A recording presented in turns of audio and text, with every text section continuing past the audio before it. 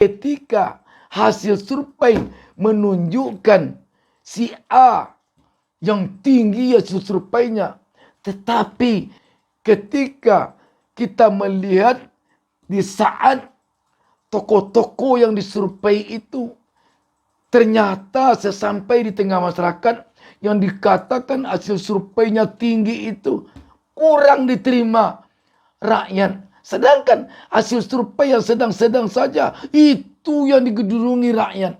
Jadi bagaimana? Dan yang perlu mungkin kita waspadai, jangan sampai hasil survei ini nanti yang membuat kecurangan pada hasil pemilu. Karena dengan hasil survei bisa nanti opini dikendalikan, sehingga kalau terjadi kecurangan pada pemilu, alasan yang paling kuat nanti dikatakan hasil surveinya kan tinggi. Ini yang perlu diwaspadai.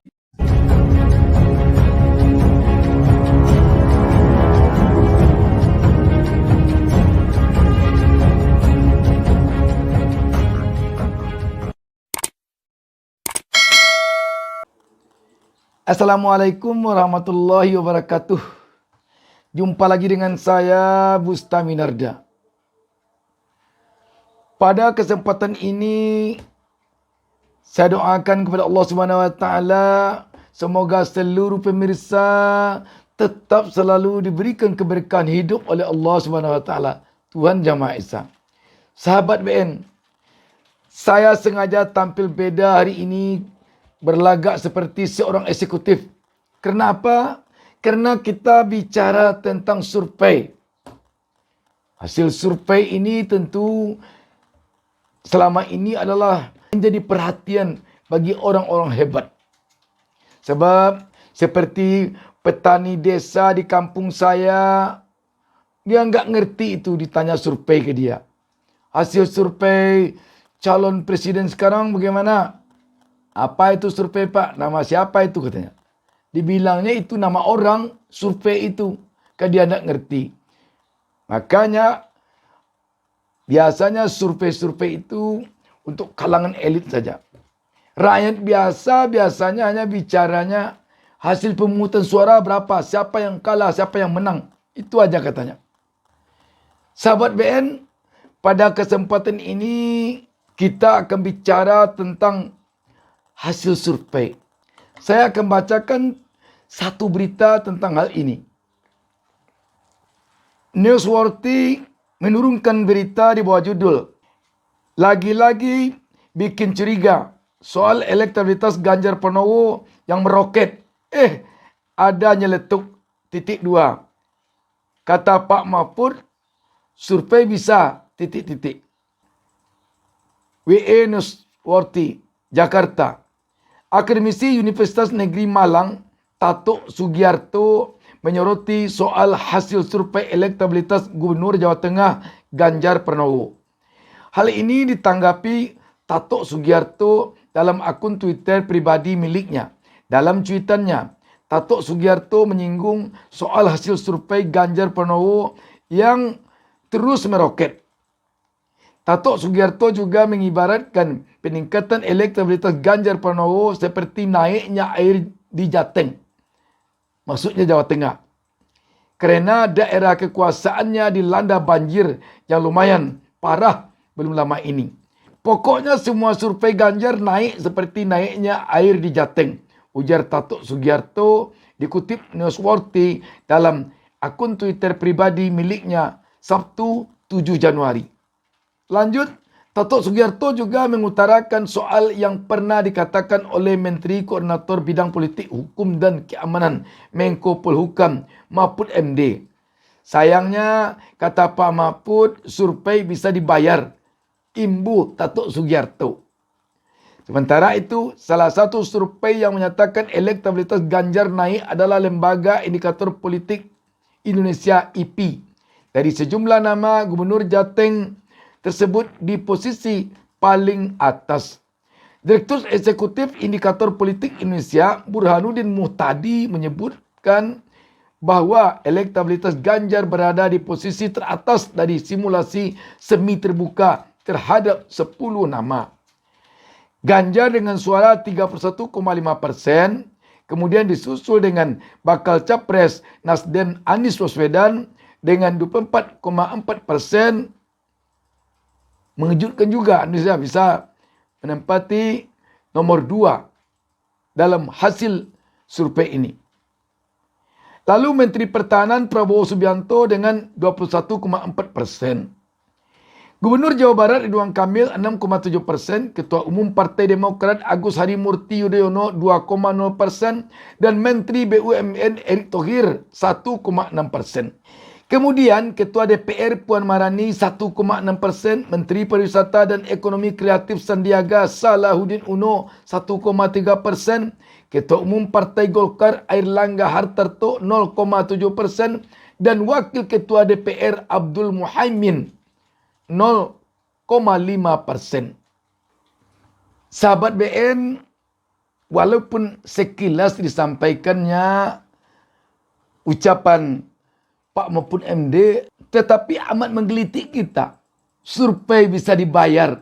Kita masih ingat pada Pilpres 2014, itu memang kita boleh dikatakan hampir 100% percaya kepada survei. Waktu itu pertama kita lihat Prabowo naik. Tidak lama kemudian Jokowi naik. Ketika berlangsung Pilpres 2019, publik kelihatannya sudah agak mulai tahu. Ini hasil survei ini bagaimana ini? Kok begini? Kelihatannya seperti terkesan ada yang mengendalikan hasil survei ini. Kita tahu bahwa agak berkurang kepercayaan publik kepada hasil survei pada pemilu 2019.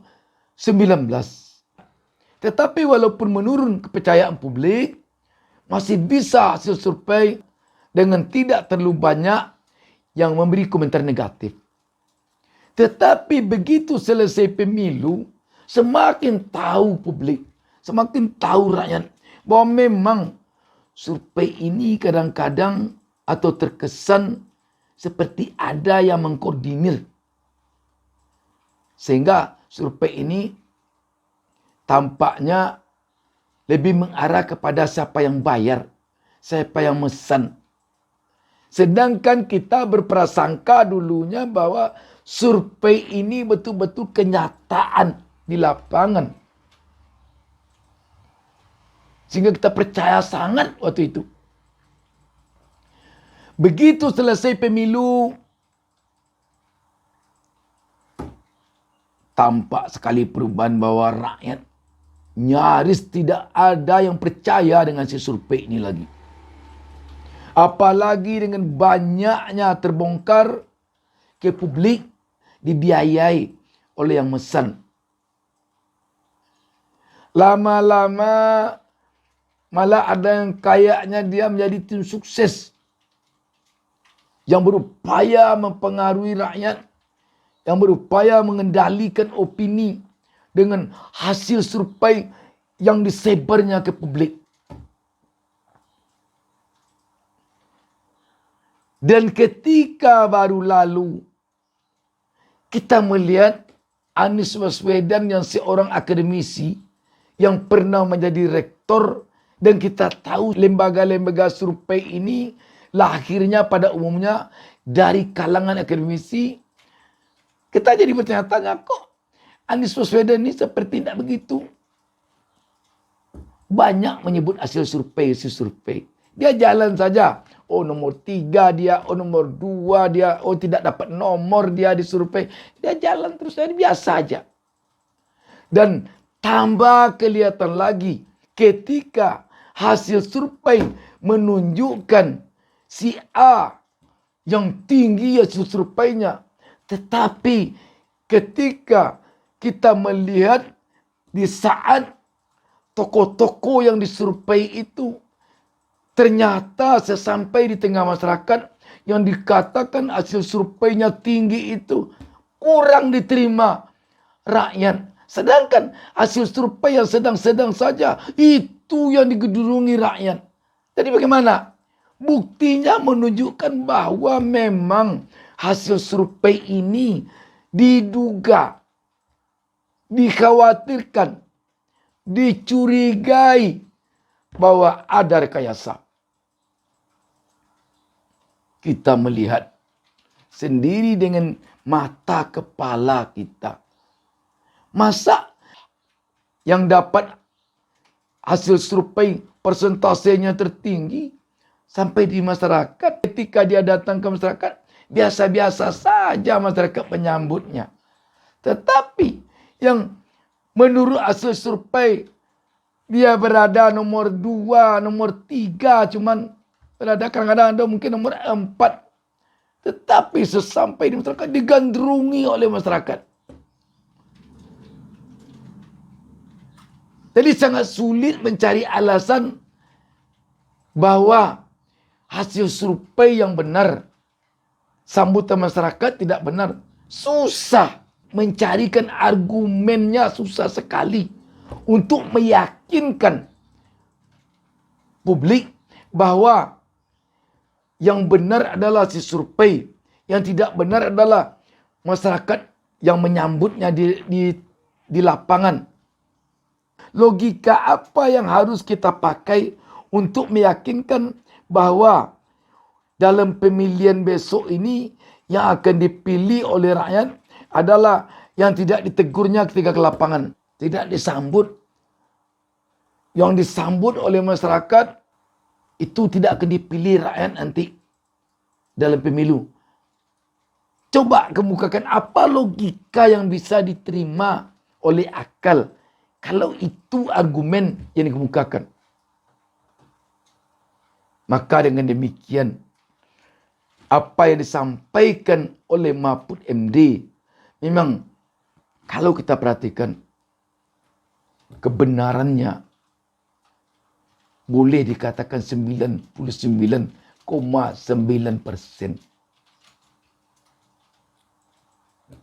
Sayangnya survei bisa dibayar. Karena itu, kita mungkin sekarang ini lagi berpedoman kepada masyarakat petani desa kampung saya tadi.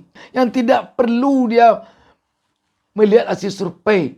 Yang perlu baginya mana yang banyak orang simpati kepada tokoh tertentu.